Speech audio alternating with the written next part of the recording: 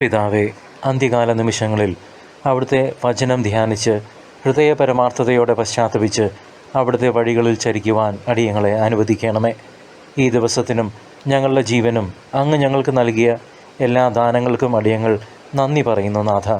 അവിടുത്തെ അനന്തമായ കരുണയ്ക്കും പാപമോചനത്തിനും നന്ദി ദൈവമേ. വെളിപാടിൻ്റെ വചനങ്ങൾ ഞങ്ങൾ വായിക്കുമ്പോൾ പരിശുദ്ധാത്മാവിനെ നൽകി ഞങ്ങൾക്ക് ജ്ഞാനവും ഉൾക്കാഴ്ചകളും പ്രദാനം ചെയ്യണമേ. അവിടുത്തെ വചനത്തിനായി അടിയങ്ങൾ കാതോർക്കുന്നു. ഞങ്ങളിൽ വന്നു നിറയണമേ. വിശുദ്ധ യോഹന്നാന് ലഭിച്ച വെളിപാട്, അധ്യായം 20. 1000 വർഷത്തെ ഭരണം. സ്വർഗത്തിൽ നിന്ന് ഒരു ദൂതൻ ഇറങ്ങുന്നത് ഞാൻ കണ്ടു. അവൻ്റെ കയ്യിൽ പാതാളത്തിൻ്റെ താക്കോലും വലിയ ഒരു ചങ്ങലയും ഉണ്ട്. അവൻ ഒരു ഉഗ്രസർപ്പത്തെ, സാത്താനും പിശാചുമായ പുരാതന സർപ്പത്തെ പിടിച്ച് 1000 വർഷത്തേക്ക് ബന്ധനത്തിലാക്കി. അതിനെ പാതാളത്തിലേക്ക് എറിഞ്ഞ് വാതിലടച്ച് മുദ്രവെച്ചു. 1000 വർഷം തികയുവോളം ജനതകളെ അവൻ വഞ്ചിക്കാതിരിക്കുന്നതിന് വേണ്ടിയാണിത്. തദനന്തരം അല്പസമയത്തേക്ക് അതിനെ അഴിച്ചു വിടേണ്ടിയിരിക്കുന്നു. പിന്നെ ഞാൻ കുറേ സിംഹാസനങ്ങൾ കണ്ടു. അവയിൽ ഇരുന്നവർക്ക് വിധിക്കാൻ അധികാരം നൽകപ്പെട്ടിരുന്നു. കൂടാതെ യേശുവിനും ദൈവവചനത്തിനും നൽകിയ സാക്ഷ്യത്തെ പ്രതി ശിരച്ഛേദം ചെയ്യപ്പെട്ടവരുടെ ആത്മാക്കളെയും മൃഗത്തെയോ അതിൻ്റെ സാദൃശ്യത്തെയോ ആരാധിക്കുകയും നെറ്റിയിലും കയ്യിലും അതിൻ്റെ മുദ്ര സ്വീകരിക്കുകയും ചെയ്യാതിരുന്നവരെയും ഞാൻ കണ്ടു. അവർ ജീവൻ പ്രാപിക്കുകയും 1000 വർഷം ക്രിസ്തുവിനോടുകൂടി വാഴുകയും ചെയ്തു. ഇതാണ് ഒന്നാമത്തെ പുനരുത്ഥാനം. മരിച്ചവരിൽ അവശേഷിച്ചവർ 1000 വർഷം പൂർത്തിയാകുന്നതുവരെ ജീവൻ പ്രാപിച്ചില്ല. ഒന്നാമത്തെ പുനരുത്ഥാനത്തിൽ പങ്കുകൊള്ളുന്നവർ അനുഗ്രഹീതരും പരിശുദ്ധരുമാണ്. ഇവരുടെ മേൽ രണ്ടാമത്തെ മരണത്തിന് ഒരധികാരവുമില്ല. ഇവർ ദൈവത്തിൻ്റെയും ക്രിസ്തുവിൻ്റെയും പുരോഹിതന്മാരായിരിക്കും. അവർ അവനോടുകൂടെ 1000 വർഷം വാഴുകയും ചെയ്യും. സാത്താന് ലഭിച്ച ശിക്ഷ. എന്നാൽ 1000 വർഷം തികയുമ്പോൾ സാത്താൻ ബന്ധനത്തിൽ നിന്ന് മോചിതനാകും. ഭൂമിയുടെ 4 കോണുകളിലുമുള്ള ജനതകളെ വഴിതെറ്റിക്കാൻ അവൻ പുറത്തു വരും. ഗോഗ്, മാഗോഗ് എന്നിവയെ യുദ്ധത്തിനായി അവൻ ഒന്നിച്ചു കൂട്ടും. അവരുടെ സംഖ്യ കടൽപ്പുറത്തെ മണൽത്തരികളോളം ആയിരിക്കും. അവർ ഭൂതലത്തിൽ കയറി വന്ന് വിശുദ്ധരുടെ പാളയവും പ്രിയപ്പെട്ട പട്ടണവും വളഞ്ഞു. എന്നാൽ സ്വർഗത്തിൽ നിന്ന് അഗ്നി ഇറങ്ങി അവരെ വിഴുങ്ങി. അവരെ വഴിതെറ്റിക്കുന്ന പിശാചാകട്ടെ മൃഗവും വ്യാജപ്രവാചകനും വസിച്ചിരുന്ന ഗന്ധകാഗ്നി തടാകത്തിലേക്ക് എറിയപ്പെട്ടു. അവിടെ രാപകൽ നിത്യകാലത്തേക്ക് അവർ പീഡിപ്പിക്കപ്പെടും. അവസാന വിധി. ഞാൻ വെണ്മയേറിയ ഒരു വലിയ സിംഹാസനവും അതിൽ ഇരിക്കുന്നവനെയും കണ്ടു. അവൻ്റെ സന്നിധിയിൽ നിന്ന് ഭൂമിയും ആകാശവും ഓടിയകന്നു. അവയ്ക്ക് ഒരു സങ്കേതവും ലഭിച്ചില്ല. മരിച്ചവരെല്ലാവരും, വലിയവരും ചെറിയവരും, സിംഹാസനത്തിന് മുമ്പിൽ നിൽക്കുന്നത് ഞാൻ കണ്ടു. ഗ്രന്ഥങ്ങൾ തുറക്കപ്പെട്ടു. മറ്റൊരു ഗ്രന്ഥവും തുറക്കപ്പെട്ടു. അത് ജീവൻ്റെ ഗ്രന്ഥമാണ്. ഗ്രന്ഥങ്ങളിൽ എഴുതപ്പെട്ടിരിക്കുന്ന പ്രവൃത്തികൾക്കനുസൃതം മരിച്ചവർ വിധിക്കപ്പെട്ടു. തന്നിലുണ്ടായിരുന്ന മൃതരെ സമുദ്രം വിട്ടുകൊടുത്തു.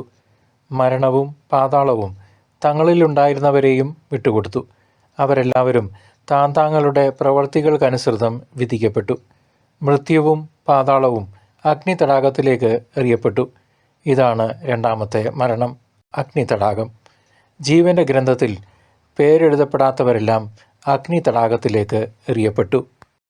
പ്രിയ ദൈവജനമേ, വെളിപാട് പുസ്തകത്തിലെ 20-ാം അധ്യായം നാം ധ്യാനിക്കുമ്പോൾ ദൈവവചനമാകുന്ന ഈ ആത്മീയ യാത്രയിൽ ഇനി 2 അധ്യായം കൂടി മാത്രമേ അവശേഷിക്കുന്നുള്ളൂ എന്നോർക്കാം. വെളിപാട് പൂർത്തിയാക്കിയ ശേഷം നാം ഏശയ്യാ പ്രവാചകൻ്റെ പുസ്തകത്തിലേക്ക് കടക്കും. അതിലെ 66 അധ്യായങ്ങളും ഓരോന്നായി പഠിച്ച് കർത്താവിൻ്റെ 2ാം വരവിനായി നമ്മെ തന്നെ ഒരുക്കാം. ഈ വചനപാരായണം നമ്മുടെ ആത്മീയ ജീവിതത്തെ സമ്പുഷ്ടമാക്കട്ടെ. വെളിപാട് 20-ാം അധ്യായം സാത്താൻ്റെ ബന്ധനത്തെക്കുറിച്ചും 1000 വർഷത്തെ ക്രിസ്തുവിൻ്റെ വാഴ്ചയെക്കുറിച്ചും അന്തിമ ന്യായവിധിയെക്കുറിച്ചുള്ള ദർശനങ്ങളാണ് നമുക്ക് നൽകുന്നത്. ഈ അധ്യായം നൽകുന്ന പ്രധാന ഉൾക്കാഴ്ച തിന്മയുടെ ശക്തികൾക്ക് ഒരു പരിധിയുണ്ട് എന്നതാണ്. സാത്താനെ 1000 വർഷത്തേക്ക് ബന്ധനസ്ഥനാക്കുന്നത് ക്രിസ്തുവിൻ്റെ വിജയത്തെയും സമാധാനപരമായ ഒരു യുഗത്തെയും, ഇത് സഭയുടെ കാലഘട്ടത്തെ പ്രതീകാത്മകമായി നമുക്ക് സൂചിപ്പിക്കാം, അത് വെളിപ്പെടുത്തുകയും ചെയ്യുന്നു. കൂടാതെ ന്യായവിധിക്ക് അധികാരമുള്ള സിംഹാസനങ്ങൾ എന്ന പ്രയോഗം വിശുദ്ധർ ക്രിസ്തുവിനോടൊപ്പം ഭരണം നടത്തുമെന്ന പ്രതീക്ഷ നമുക്ക് നൽകുന്നു. മരണമില്ലാത്തവരും ക്രിസ്തുവിനു വേണ്ടി രക്തസാക്ഷിത്വം വരിച്ചവരും ഉയർത്തെഴുന്നേൽക്കുന്നതായി വചനം സാക്ഷ്യപ്പെടുത്തുന്നു. പ്രിയ സഹോദര സഹോദരി, ഈ അധ്യായം നമ്മെ ആഴത്തിൽ ചിന്തിക്കാൻ പ്രേരിപ്പിക്കുന്ന ഒരു പ്രതിഫലനം നമ്മുടെ ജീവിതത്തിലെ തെരഞ്ഞെടുപ്പുകളെക്കുറിച്ചാണ്.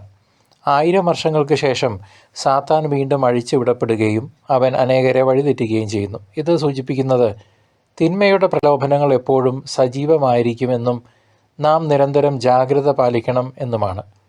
മരിച്ചവർ ചെറുതും വലുതുമായി സിംഹാസനത്തിന് മുൻപിൽ നിൽക്കുന്നതും അവരുടെ പ്രവൃത്തികൾക്കനുസരിച്ച് ന്യായവിധിക്ക് അർഹരാകുന്നതും ദൈവത്തിൻ്റെ സമ്പൂർണമായ നീതിയെ വെളിപ്പെടുത്തുന്നു. നമ്മുടെ ഓരോ പ്രവൃത്തിയും ദൈവത്തിൻ്റെ പുസ്തകത്തിൽ എഴുതപ്പെട്ടിരിക്കുന്നു എന്ന ചിന്ത നമ്മെ ഭയഭക്തിയോടെ ജീവിക്കാൻ പ്രേരിപ്പിക്കണം. ഈ അധ്യായത്തിൽ നിന്ന് നമുക്ക് ഉൾക്കൊള്ളാൻ കഴിയുന്ന പ്രധാന പാഠം അന്തിമമായ വിജയവും നീതിയും ദൈവത്തിൻ്റേത് മാത്രമാണ് എന്നതാണ്. സാത്താനും അവനെ പിന്തുടർന്നവരും തീയും ഗന്ധകവും കത്തുന്ന തടാകത്തിലേക്ക് എറിയപ്പെടുന്നു. ഇത് തിന്മയുടെ സമ്പൂർണ്ണ നാശത്തെയും ശാശ്വതമായ ശിക്ഷയെയും സൂചിപ്പിക്കുന്നു. ഈ ലോകത്തിലെ തിന്മകൾ താൽക്കാലികമായി വിജയിക്കുന്നതായി നമുക്ക് തോന്നിപ്പോകാമെങ്കിലും അവസാനം ദൈവം മാത്രമായിരിക്കും സർവാധിപതി. അതിനാൽ നാം തിന്മയുടെ ശക്തികളെ ഭയപ്പെടേണ്ടതില്ല, മറിച്ച് ദൈവത്തിൽ പൂർണ്ണമായി ആശ്രയിക്കുകയും കർത്താവിൻ്റെ വഴികളിൽ ജീവിക്കുകയും ചരിക്കുകയും വേണം. വെളിപാട് 20-ാം അധ്യായം ഇന്നത്തെ നമ്മുടെ ലോക സാഹചര്യങ്ങളുമായി അഭേദ്യമായി ബന്ധപ്പെട്ട് കിടക്കുന്നു.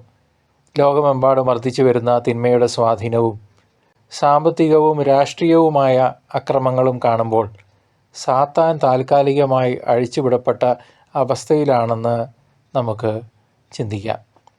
എന്നാൽ ഈ അധ്യായം നമുക്ക് ഉറപ്പ് നൽകുന്നത് ഈ തിന്മയുടെയും കാലഘട്ടത്തിന് ഒരു അന്ത്യമുണ്ട് എന്നാണ്.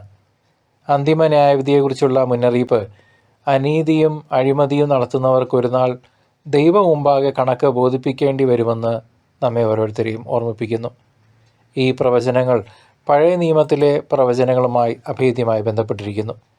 ദാനിയേൽ പ്രവാചകൻ അന്തിമ ന്യായവിധിയെക്കുറിച്ചും പുരാതനായവൻ സിംഹാസനസ്ഥനാകുന്നതിനെക്കുറിച്ചും ദർശനങ്ങൾ നമുക്ക് പ്രദാനം ചെയ്തിട്ടുണ്ട്. ദാനിയേൽ 7-ാം അധ്യായത്തിൽ എസെക്കിയേൽ പ്രവാചകൻ എസെക്കിയേലിൻ്റെ പുസ്തകം 38-39 അധ്യായങ്ങളിൽ ഗോഗ് മഗോഗ് യുദ്ധത്തെക്കുറിച്ച് പ്രവചിച്ചിരുന്നു. ഇത് വെളിപാട് 20-ലെ സാത്താൻ്റെ അന്തിമ യുദ്ധവുമായി സാമ്യമുള്ളതാണ്. ഈ അധ്യായം പുതിയ നിയമത്തിൽ പ്രത്യേകിച്ച് യേശുവിൻ്റെ പഠിപ്പിക്കലുകളിലും പ്രതിഫലിക്കുന്നുണ്ട്. അന്തിമ ന്യായവിധിയെക്കുറിച്ചും മത്തായിയുടെ 25-ാം അധ്യായത്തിൽ ജീവൻ്റെ പുസ്തകത്തെക്കുറിച്ചുള്ള യേശുവിൻ്റെ ഉപമകൾ ഈ അധ്യായത്തിലെ സന്ദേശവുമായി ചേർത്ത് വായിക്കാവുന്നതാണ്. കർത്താവായ യേശുവിലാണ്, പ്രിയ സഹോദരങ്ങളെ, ഈ പ്രവചനങ്ങളുടെ എല്ലാം പൂർണ്ണത. എന്തെന്നാൽ മരണത്തെയും പാപത്തെയും ജയിച്ചവൻ അവൻ ഒരുവൻ മാത്രമാണ്. കർത്താവിൻ്റെ 2-ാം വരവിനായി നാം ഒരുങ്ങിയിരിക്കണം എന്ന ശക്തമായ ആഹ്വാനം ഈ അധ്യായം നമുക്ക് നൽകുന്നു. അന്തിമ ന്യായവിധി ഒഴിവാക്കാനാവാത്തതാണ്. അതിനാൽ നാം നമ്മുടെ ജീവിതം ക്രമപ്പെടുത്തി ദൈവത്തിന് പ്രീതികരമായ രീതിയിൽ വിശുദ്ധമായി ക്രമീകരിച്ച് ജീവിക്കണം. നമ്മുടെ പേരുകൾ ജീവൻ്റെ പുസ്തകത്തിൽ എഴുതപ്പെട്ടിട്ടുണ്ടോ എന്ന് നാം ഉറപ്പുവരുത്തുന്നത് വിശുദ്ധമായി ജീവിക്കുന്നത് വഴിയായിട്ടാണ്. ലോകത്തിൻ്റെ അന്ധകാരത്തിൽ നിന്ന് പുറത്തു വന്ന് ക്രിസ്തുവിൻ്റെ പ്രകാശത്തിൽ ജീവിക്കാൻ നമുക്ക് ഈ നിമിഷം തയ്യാറെടുക്കാം, പ്രതിജ്ഞയെടുക്കാം. ഈ വെളിപാട് വചനങ്ങൾ നമ്മുടെ ഹൃദയങ്ങളിൽ ആഴത്തിൽ പതിക്കട്ടെ. കർത്താവിൻ്റെ വരവിനായി കാത്തിരിക്കുന്ന ജ്ഞാനമുള്ള കന്യകമാരെ പോലെ എണ്ണ നിറച്ച വിളക്കുകളുമായി നമുക്കും സജ്ജരായി നിൽക്കാം. ദൈവത്തിൻ്റെ കൃപ നമ്മെ ഓരോരുത്തരെയും ശക്തീകരിക്കട്ടെ.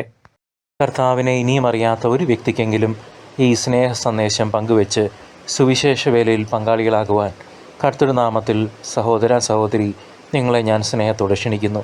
ദൈവം നിങ്ങളുടെ ജീവിതങ്ങളെ സമ്പുഷ്ടമാക്കട്ടെ.